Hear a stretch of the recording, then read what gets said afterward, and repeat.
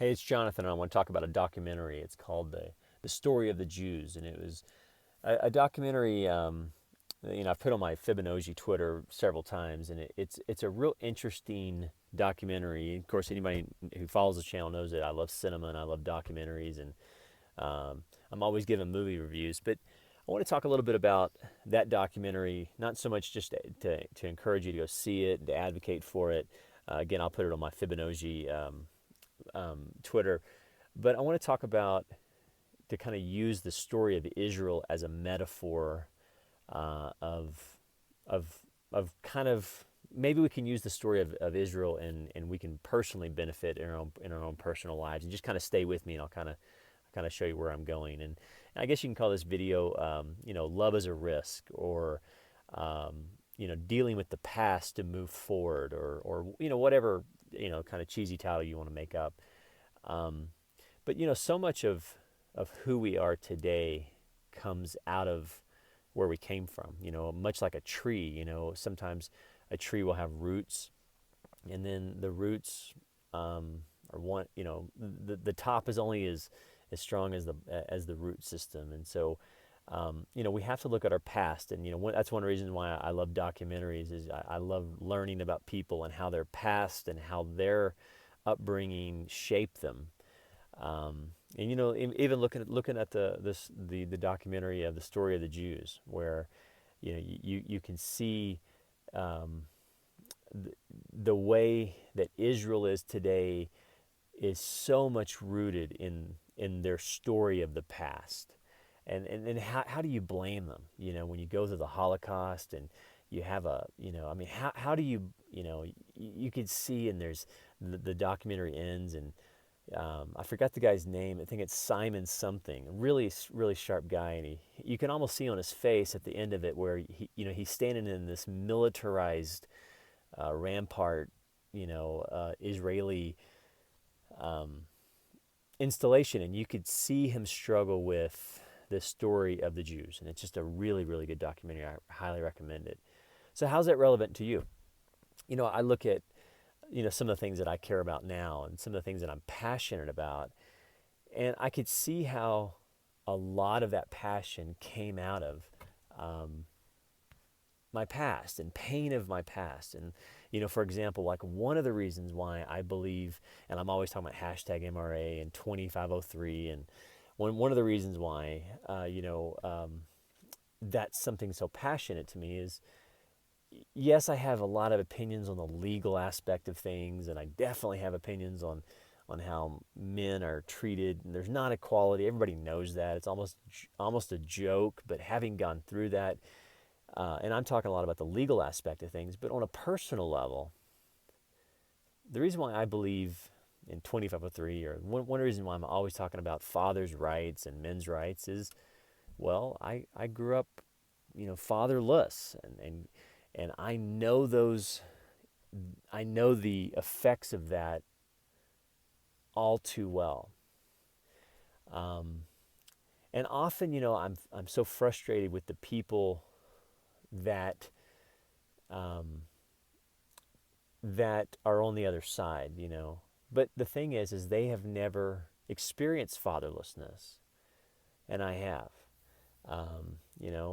And not to go too much into my story, but one day I was in Dallas. I was dating this girl, and we went out to eat with kind of a couple's date, and I just noticed I had a lot in common with there was a lot of rapport, and the guy, he and I were very different, but there's a lot of our stories were very similar, and it turns out he was in the foster program, and it was real interesting. He and I are so different, but his story of fatherlessness and my story with fatherlessness, and so I just kind of wanted to bring a little bit of I guess of an emphasis on light and love to the story of fatherlessness. And that's a big story. And frankly, the people who grew up and they were fathered well and loved well, they don't understand the people who grew up without fathers and without mothers, or perhaps with bad moms and bad dads. And there's often this lack of empathy because, like for example, if you grew up wealthy and you never had to want for anything, you don't understand poverty.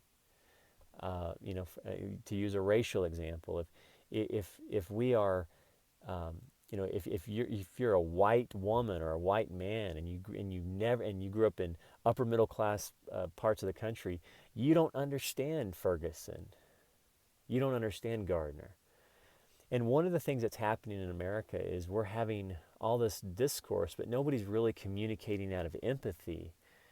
And so I wanted to just kind of bring a little bit of clarity to some of the conversations, and that is, for me, fatherlessness shaped my life in ways that only other people who've experienced fatherlessness has. I mean, there are just no words to it, and that's the reason that I care so much. That's the reason I'm always, advocating for dads against discrimination. Is I know the effects, I know the story, and it's so frustrating when the people on the other side, they have no basis for the things that your children will go through as fatherless people. And even when you start bringing stepfathers in and things like that, and so my kids have been on my heart a lot, and I've been talking. I reached out to one person in my ex-wife's family, and I realized that the disconnect is the fact is they don't understand fatherlessness. They've never seen it, and I don't want that for my children. I don't want that for Jordan or Caitlin. And so when I talk about #MRA, it's simply a dad who loves his children, and also a dad who wants to help other dads not experience the effects of fatherlessness. And then if you want to move out of the emotional love space and just look at the hard data, I mean, look at the research and look at the data on fatherlessness, and just show me one example or one study that says children are better off without a father.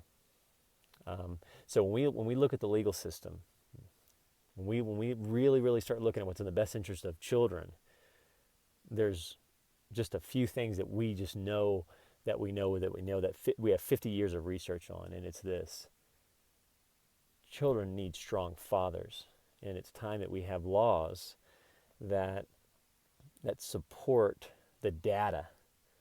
And maybe is that DATA? I don't know. It's too late for jokes, but maybe it's just DADA. But children need strong fathers. And when we look at the data, and then we look at the law, and we look at how it's practiced, there's this huge hypocrisy.